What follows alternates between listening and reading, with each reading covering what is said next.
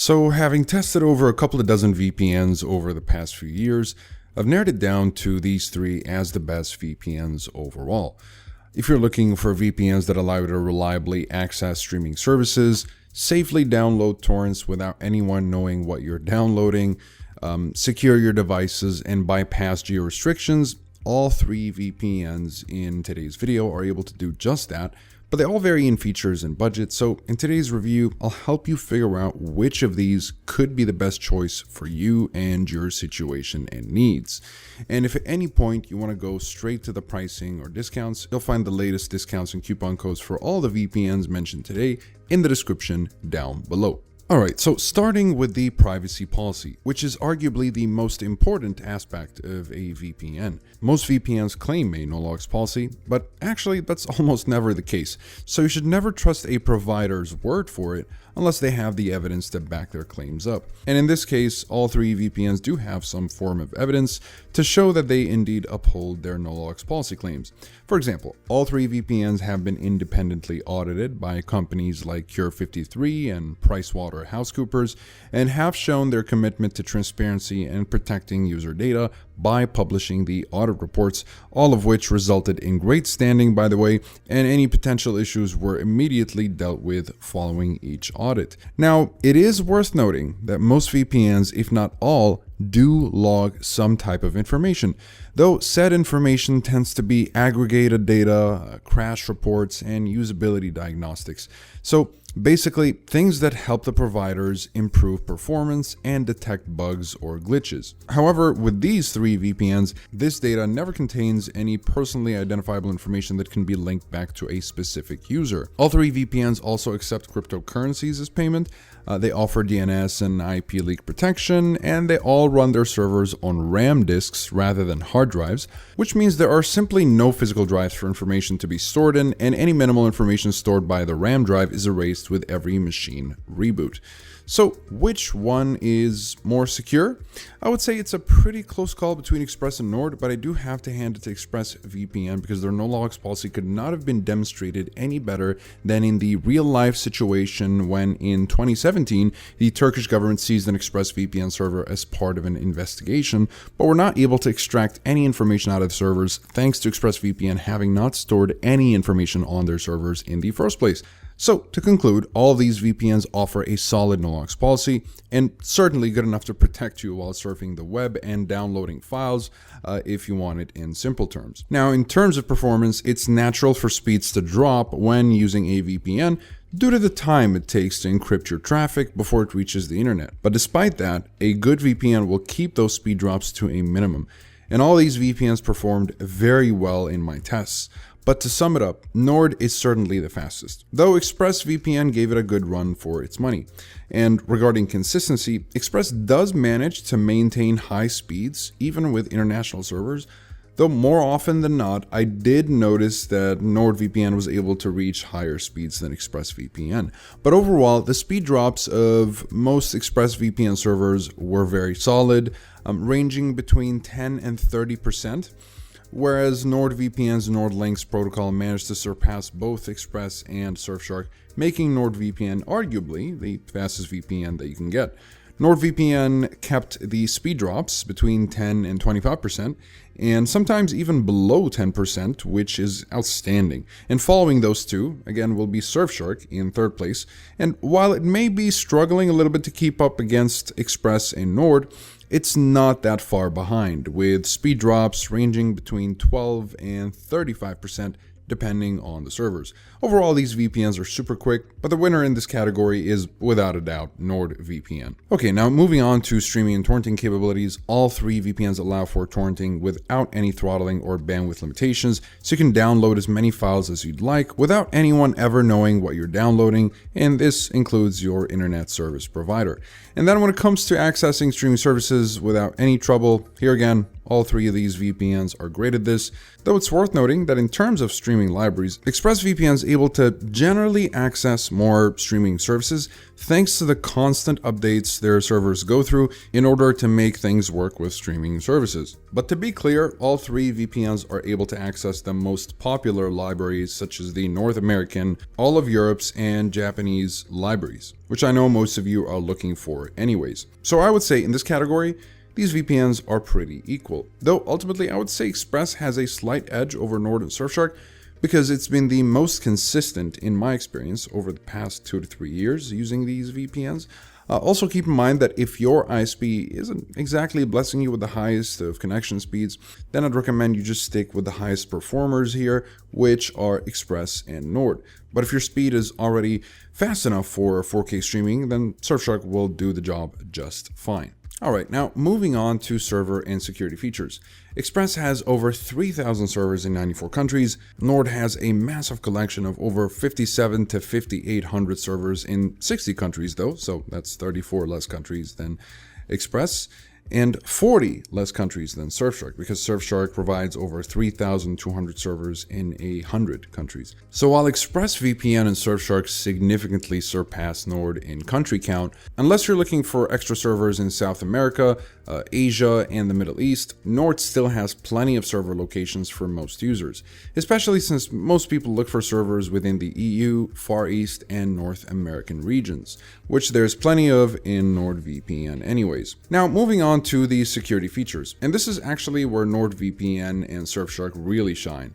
But before we get into that, let's get what all three VPNs have in common out of the way, starting with the standard 256-bit encryption, which is the best encryption that you can get, a kill switch, which will cut your internet access in case the VPN disconnects unexpectedly, which prevents any data leaks, and finally, the split tunneling feature, which lets users select which applications can go through the VPN tunnel and which are exempt from it. Though do note that if you have an iPhone or a Mac and you're expecting to have split tunneling on ExpressVPN, it's simply not available.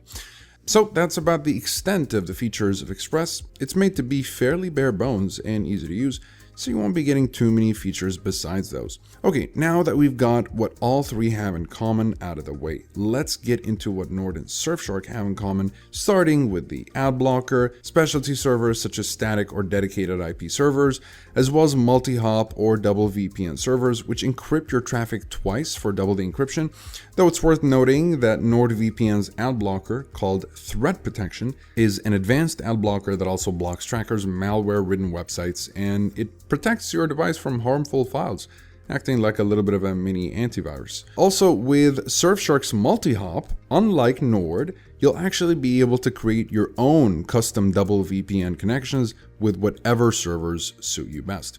Now, as far as exclusive features offered by Nord, these will include obfuscated servers, Onion over VPN, which allows you to use both the Onion anonymizer and NordVPN together, and you also get the peer-to-peer specialty servers. Although regular servers still allow for peer-to-peer activity, these are just specialized servers designed for file sharing.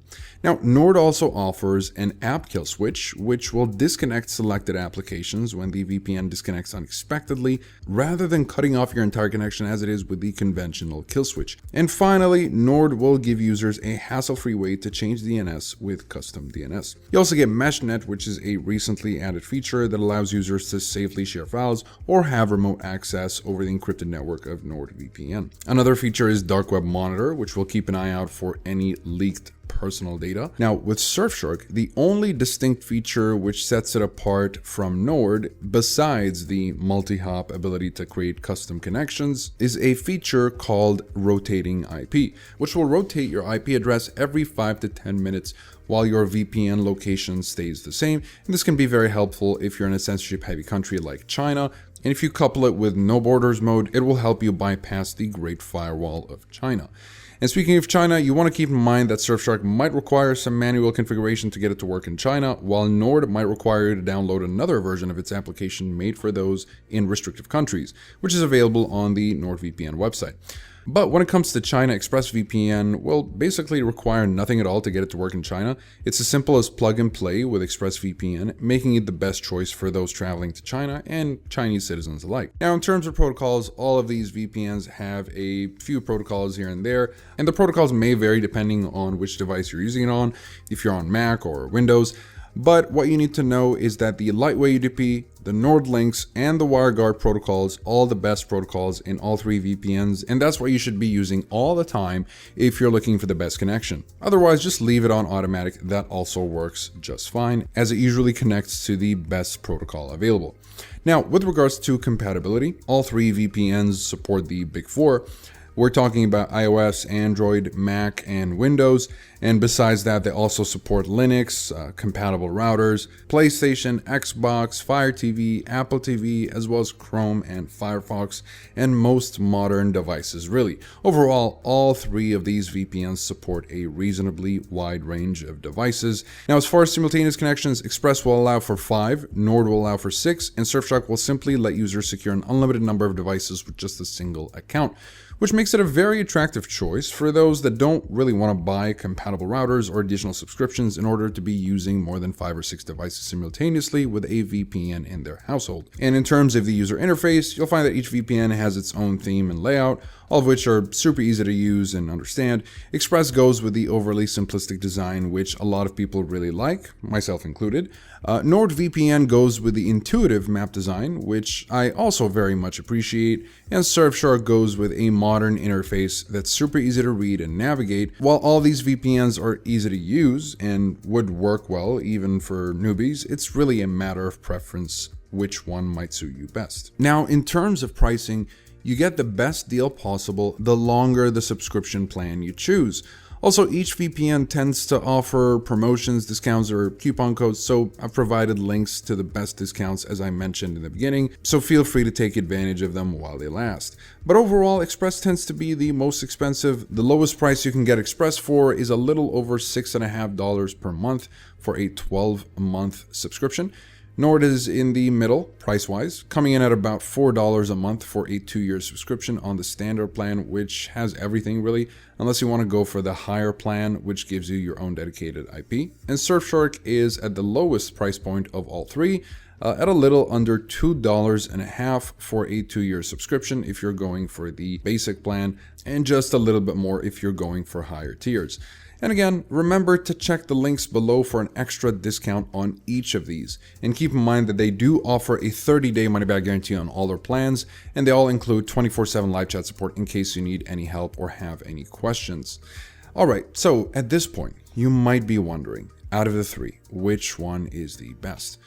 So this will depend on a few factors. Now, if you're looking for the best budget VPN that gets the job done at the cheapest possible cost without giving up on any of the premium features that are usually only available on more expensive VPNs, plus the ability to secure virtually an unlimited number of devices with just a single subscription, then Surfshark is a great option. Now, if you're looking for a super well-rounded, high-value VPN that does nearly everything right without any compromise, NordVPN is a no-brainer, especially that it's actually reasonably priced and you get a lot of value for your money. And finally, if you're looking for the best of the best in terms of reliability, consistency, ease of use, and arguably the best and most proven privacy policy in the industry, especially if utmost anonymity is of your concern or you're in a restrictive country, ExpressVPN is the definite winner here. And for me personally, I prioritize the simplicity and ease of use over the additional features that you get with Nord and Surfshark. So that's why I tend to lean a little towards ExpressVPN, personally speaking. But again, it all depends on your needs and situation at the end of the day. I'm just here to lay the facts, so do what you will with that information. But these are truly the top 3 VPNs I'd say they recommend to family and friends. So when people ask me which VPN to get, it's typically one of these 3. Let me know which one you pick up in the comments down below and why. I'd love to know why you guys use VPNs in the first place, besides the obvious reasons. But otherwise, thank you so much for watching this video. I hope I was able to help you make a final decision. If you found this information helpful, please leave a thumbs up, as that always makes my day. And remember to subscribe if you'd like to stay up to date with everything VPNs and cybersecurity. Otherwise, thank you guys very much for watching, and I'll see you in the next one.